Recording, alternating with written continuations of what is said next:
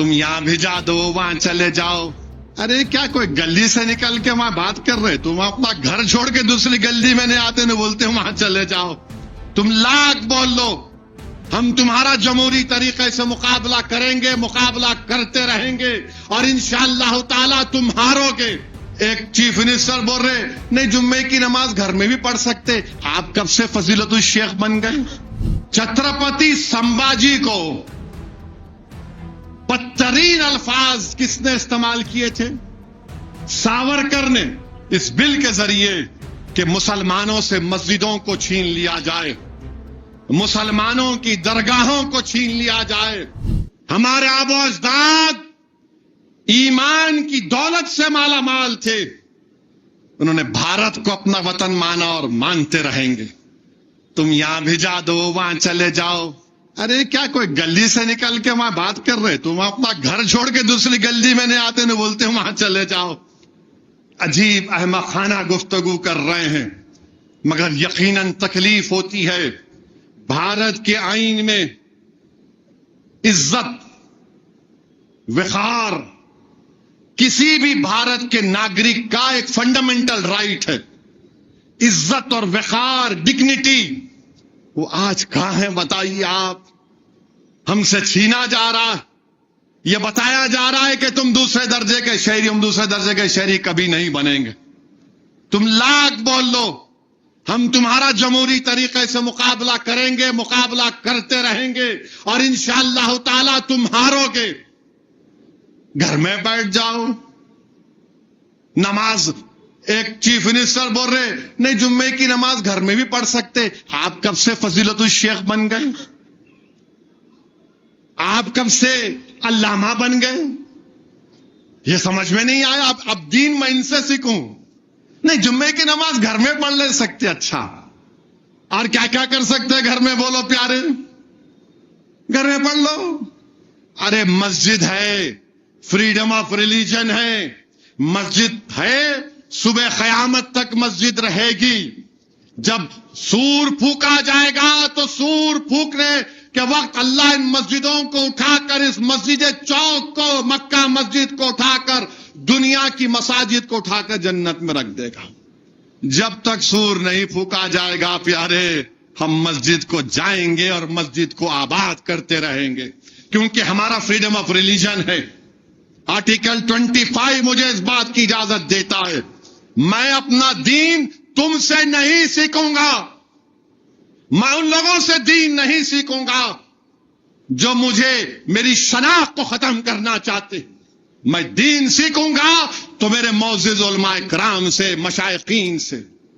मेरे अजीज दोस्तों और बुजुर्गों, हिम्मतों को बुलंद रखो, डरने और घबराने की जरूरत नहीं है।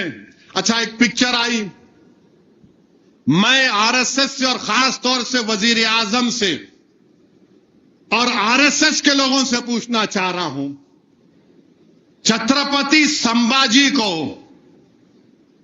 बदतरीन अल्फाज किसने इस्तेमाल किए थे?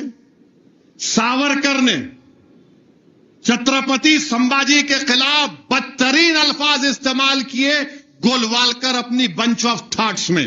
अगर मैं बोलूंगा तो ये टीवी चैनल वाले रोजा खोलने से पहले मेरे को बताएंगे, अरे क्या बोल दिया आप।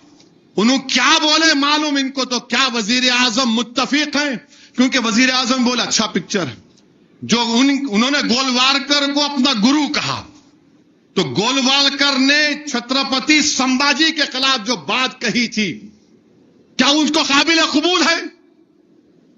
जो सावरकर ने जो बात कही तुम उसका काबिल कबूल मानते हो? अगर नहीं मानते तो फिर इनको क्या करोगे? तुम ये समझ रहे कि हम नहीं जानते क्या कह रहे हैं। और फिर मेरे अजीज दोस्तों और बुजुर्गों, अब तो खबर को तोड़ देंगे, खबरों को तोड़ देंगे। मैं बोल रहा था आपको, वक्फ का कानून बनेगा, कब्रिस्तान तोड़ेंगे, मस्जिदों को छीनेंगे, दरगाहों को छीनेंगे, इवैक्यू प्रॉपर्टीज जो वक्फ है वो छीन लेंगे। हमारे मुखालिफिन जज्बाती तकरीर कर रहे। अरे भाई, जज्बाती तकरीर करना नहीं, सच्चाई को बयान करना। अब खबरों को भी तोड़ने की बात कर रहे हैं। میرے عزیز دوستوں اور بزرگوں، یہ وقف کا قانون موڈی اس لیے لائے ہیں یا قانون بنانا چاہتی ہیں اس بل کے ذریعے کہ مسلمانوں سے مسجدوں کو چھین لیا جائے، مسلمانوں کی درگاہوں کو چھین لیا جائے، خانخاہوں کو چھین لیا جائے، قبرستانوں کو چھین کر قبروں کو مسمار کر دیا جائے۔ یہ ان کا مقصد ہے۔ اس بل کو پڑھو آپ، اور اگر کوئی وقف کی پراپرٹی پر 22 سال سے قابض ہے تو اس کو مالک بنانے کا قانون بنانا چاہتے۔ جو جائیداد کو اللہ کے نام پہ ہم وقف کر دیے اس کو کہہ رہے ہیں کہ نہیں، اب اس کا مالک کوئی اور ہوگا۔ ہر زاویے سے بھارت کے مسلمانوں کو ان کی مذہب سے دور کھینچنے کی کوشش کی جا رہی۔ Uniform civil code, uniform civil code, Bharat ایک گلدستہ ہے۔ اگر موڈی یہ کہیں گے کہ نہیں، گلاب کے پھول سے چمیلی کی خوشبو آنا، اگر موڈی یہ کہیں گے کہ کانٹے سے موتیا کی خوشبو آنا، تو کہاں سے آئے گی؟ گلاب کے پھول سے گلاب کی خوشبو آئے گی، چمیلی کے پھول سے چمیلی کی خوشبو آئے گی۔ یہ بھارت ہے، یہ پھولوں کا ایک گلدستہ ہے۔ مگر بی جے پی، آر ایس ایس، کیونکہ آر ایس ایس کے 100 سال مکمل ہو رہے ہیں، وہ یہ چاہتے ہیں کہ ہماری مذہبی شناخت کو ختم کر کے رکھ دیا جائے۔ وقف ہمارے لیے ایک عبادت ہے، نماز کی طرح نہیں، مگر اللہ کے نام پہ جو ہمارے بزرگوں نے دیا، اپنی گاڑی کمائی سے دیا، حکومت نے نہیں دیا وقف پراپرٹی کو، ہمارے بزرگوں نے اس کو وقف کیا۔ آج موڈی کہہ رہے ہیں اس کا مالک اللہ کو نہیں، اس کا مالک اللہ نہیں رہے گا۔ جھوٹ بولتے ہیں بی جے پی والے کہ نہیں وقف کے اچھا کرنے کے لیے کون سا ایک سیکشن ہے بتاؤ؟ تم غیر مسلم کو زیادہ ممبر بنا سکتے؟ سینٹرل وقف کونسل میں غیر مسلم کو بناؤ گے تو کیا تلنگانہ کے انڈومنٹ بورڈ میں کسی ہندو سے ہٹ کر کوئی ممبر بن سکتا؟ نہیں بن سکتا۔ کیا کاشی وشوناتھ میں کسی غیر ہندو کو ممبر بنائیں گے؟ نہیں بن سکتا۔ کیا آندھرا پردیش کے، اڑیسہ کے، تمل ناڈو کے ہمارے ہندو دھرم کے بھائیوں کے انڈومنٹ بورڈ میں کوئی ممبر بن سکتا؟ غیر ہندو نہیں بن سکتا۔ سکھ گردوارا کی کمیٹی میں کوئی ہندو ممبر بن سکتا؟ نہیں بن سکتا۔ تو پھر ہمارے وقف بورڈ میں غیر مسلم کو کیسے بنائیں گے؟ کیوں بنائیں گے؟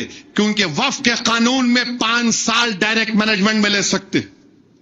تو یہ لوگ میر جعفر، میر صادق اور اپنے لوگوں کو ممبر بنا کر کل یہ بول دیں گے چوک کی مسجد مسجد نہیں ہے، یہ گورنمنٹ کی پراپرٹی ہے، ہم ڈائریکٹ مینجمنٹ لے لیں گے۔ کون روکے گا ان کو؟ پلیسز آف ورشپ ختم کر دو۔ 15 اگست 47 کو مسجد، خانخواہ، درگاہ، مندر، گرجا گھر، گردوارا جو تھا ہم نے قانون بنایا وہ وہی رہے گا۔ اب معلوم ہو گیا کہ ان کی نیت کیا ہے۔ قبرستان کو لینا ہے قبروں کو توڑ کر، درگاہوں کو لینا ہے قبر کو توڑ کر۔ یاد رکھو بولنے والوں، برہان الدین غریب رحمت اللہ علیہ کا آستانہ، زرزری بخش رحمت اللہ علیہ کا آستانہ بادشاہوں سے آباد نہیں، وہ اللہ کے کرم سے آباد تھا، ہے اور رہے گا انشاءاللہ تعالی۔ میرے عزیز دوستوں اور بزرگوں، یہ چیز کو سمجھیے، آپ متحد رہیے۔